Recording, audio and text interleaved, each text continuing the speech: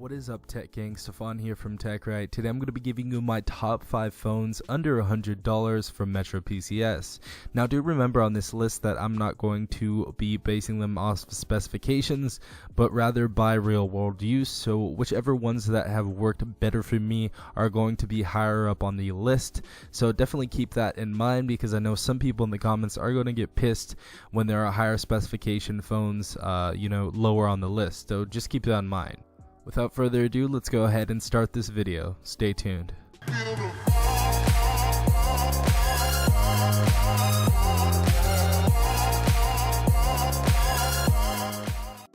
Coming in at number 5 is the Alcatel A30 Fierce.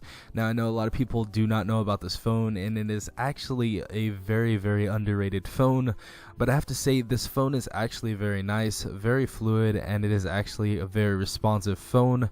I didn't really have a ton of problems with this phone, other than it was just another Alcatel phone, but it worked. That was the thing about this phone. It actually worked, and it worked pretty damn good. Now the specifications that we see on this phone are a 5.5 inch HD display with a 2.5D drag and trail glass. So we do have 2.5D glass on this, so we have that little arch right there.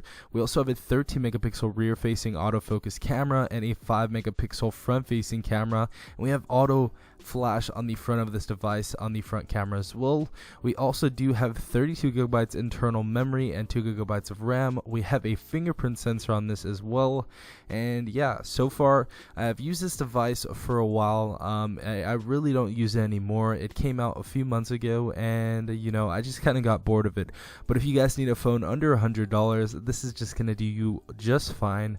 Very solid device in my opinion, and super underrated. Coming in at number 4 definitely has to be the Samsung Galaxy J3 Prime. I think you can get this in other colors, but this is the J3 Prime Silver right here. And this phone just works. Honestly, this phone is absolutely a great phone. Samsung never seems to let us down on their Metro PCS phones. I know the J7 Prime and the new J7 Prime Black, they came out with the extra 32 gigabytes of internal storage. Those are absolutely amazing devices. I actually got one for my mom for Christmas, and she absolutely loves it. And if you guys do want to spend a little bit extra, the J7 Prime is actually $120 for the lower end version, so it's a really good phone if you guys want to pick that up. But this is the J3 Prime. We have a 5 megapixel autofocus rear facing camera with large aperture optimization for low light, 2 megapixel front facing camera, 16 gigabytes internal memory plus 1.5 gigabytes of RAM, quad core 1.4 gigahertz processor, large 2600 milliamp removable battery. And you guys really should not be looking at the specifications on here. The specifications do give you somewhat of what the phone is going to offer you, but honestly Samsung optimizes their phones so well that you really couldn't tell if it was 1.5 gigabytes of RAM or 3 gigabytes of RAM, to be honest. Now, coming in at number 3 has to be the LG Arista 2. I know I spent a very little amount of time on this device, and the reason being is I am not a huge fan of LG devices. I do not like their UI. I just don't like the skin over it. The skin's too cartoony for me, and I'd much rather use a Samsung ZTE or a Huawei device, to be quite honest. But this does cost $59, so it is under the $100 price range. In this device, we have a 5-inch HD in-cell touch display, 13 megapixel rear facing camera, 5 megapixel front facing camera.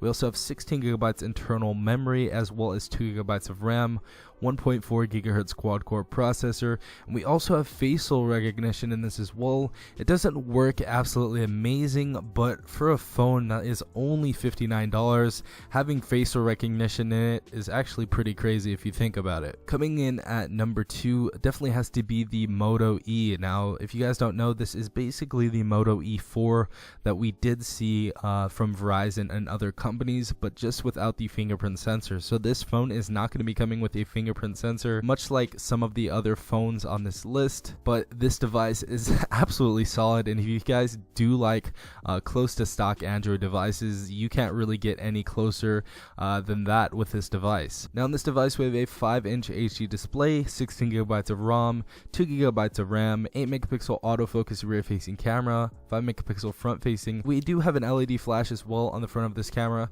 and that's just a reoccurring characteristic that we have on some of these smaller phones, which I think is pretty awesome, because a lot of the phones that are over the price range don't even have the front facing flash. And you know, this is just a very nice feature for anyone who likes to take selfies, whether you're in the club or you know, you're in the dark somewhere. You know, it's just really convenient. Another really cool thing about this phone is it does have water repellent nano coating. Now what this is basically it's coating on the screen that makes the water just drip right off.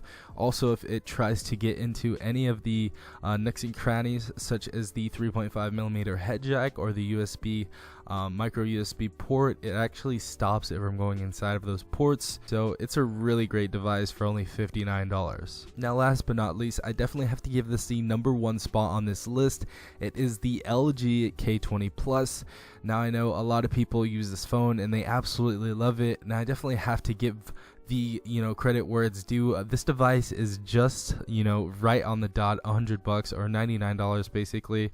After taxes can be a tiny bit more. Just realize that you're not going to go in and get it straight for $99. But this is a $99 device. We have 4G LTE enabled on here, Android 7.0 Nougat, a 5.3-inch HD in-cell touch display with 2.5D arc glass, 13 megapixel rear-facing autofocus camera, 5 megapixel front-facing camera with gesture shot, and we also have a selfie light on this as well.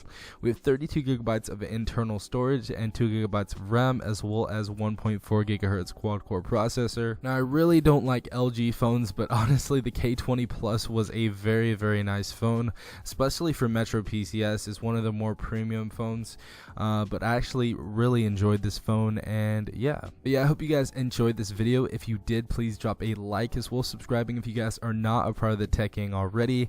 Definitely tell me in the comments down below what your choice is going to be, what you think you're going to get, or what you already have. Hope you guys really enjoyed this video. This has been Stefan from TechRight.